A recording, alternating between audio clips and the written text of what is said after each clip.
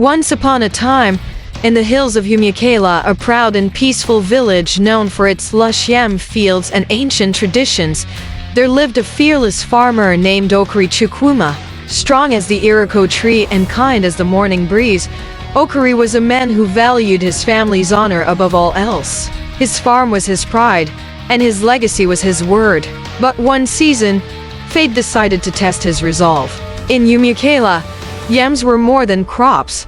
They were the village's lifeblood. The annual yam festival was a time of feasting and respect, and the man with the largest yam harvest earned the title of Omihukwu, the one who brings peace through hard work. Okari, a dedicated farmer, had worked tirelessly through rainstorms and scorching sun.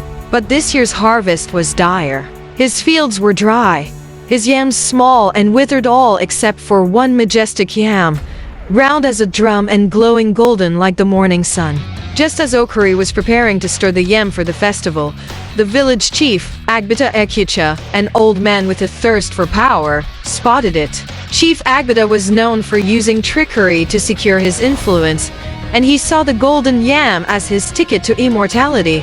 One evening, as Okari sat with his wife, as in roasting corn by the fire, Chief Agbita arrived with his entourage. His robes shimmered, and his staff hit the ground with a commanding thud. Okari Chukwuma, the chief, began, "I have heard of your miraculous yam. Such a yam must not sit in a mere farmer's barn. It should belong to the one who speaks for the gods. Hand it over to me, and I will give you wealth beyond measure, goats, land, servants." Okari remained silent, his sharp eyes fixed on the chief. When Agbita finished, Okari spoke, calm but firm. "A man's wealth is not in his possessions but in his name. My family's honor cannot be bought. This yam belongs to my ancestors, and I will keep it for them." Agbita's face twisted in anger. "You will regret this, Okari. Mark my words." He stormed off, his entourage following in silence. Days later, rumors began to spread like harmattan dust. Nwaka, the village gossip, whispered that Okari had stolen the yam from Ela, the earth goddess. "He has angered the spirits," she hissed in the marketplace. "That yam is not his. It belongs to the gods." The rumors reached Azudo, the village priest, who summoned Okari to stand before the village council. If the gods were angry, Okari would be banished or worse. Ezin begged her husband to reconsider. "My love, the chief is powerful. Why not give him the yam and save yourself? Our children need their father." But Okari, stubborn as a mule, shook his head. "If I give in now, what will they take from us tomorrow? Our dignity is our legacy. Let me face the council." On the day of the trial, the entire village gathered at the village square.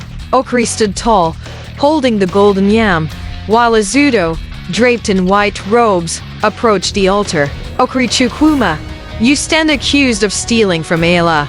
Do you deny this?" Okari's voice was steady. "I deny it. This yam grew from my sweat and soil. I have done no wrong." Chief Agbita stepped forward. "If you speak the truth, then let Ela decide. Take the yam to the sacred shrine and present it to her. If you return unharmed, you are innocent. If not..." He let the unspoken fate linger. As dawn broke, Okari set out for Ela's grove, the sacred forest at the edge of the village. The trees whispered secrets to one another, and the air was thick with mystery. The villagers followed at a distance, their breaths held in anxious silence. As Okari entered the grove, the ground trembled, and a voice as ancient as the hills filled the air. "Okari Chukwuma, why have you come?" Okari knelt, placing the golden yam on the altar of Ela. "I come to seek justice and peace. If I am guilty, let the earth swallow me. But if I speak the truth, let my family's honor remain untouched." There was a pause, then a soft wind blew through the grove, carrying the scent of freshly tilled soil. The yam sprouted roots and leaves, growing into a mighty yam vine that wrapped around the altar. The ancient voice spoke again, gentler this time.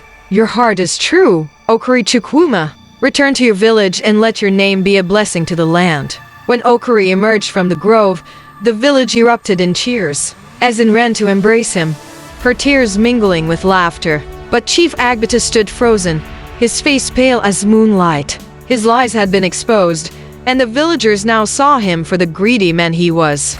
Agbita, You have brought shame to this village, Izuto declared. You will no longer serve as our chief. Leave, and take your deceit with you. Agbada, humiliated and broken, left Humikela that very day. Okuri returned to his farm, his barn filled with yams once more. The golden yam never lost its luster, and his family prospered for generations.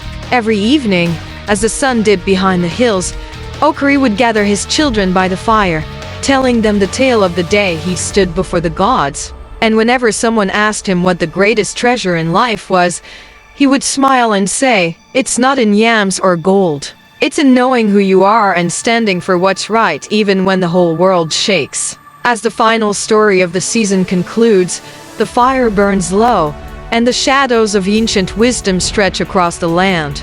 Thank you for journeying with us through the rich tapestry of our shared stories. Each tale, a thread in the fabric of our heritage. Each voice, a whisper from the past reminding us of our strength, resilience, and unity. We've traveled through the heart of Africa, learning from the spirits of the past, the wisdom of our ancestors, and the power of the stories that bind us together. If you've enjoyed this journey, don't forget to like, share, and subscribe so we can continue to bring these timeless tales to life. Until next time, keep the stories alive. May the wisdom of our ancestors live on in you, and may your own story be one worth telling. Good night, and may your dreams be filled with the magic of the many tribes. Farewell, until we meet again.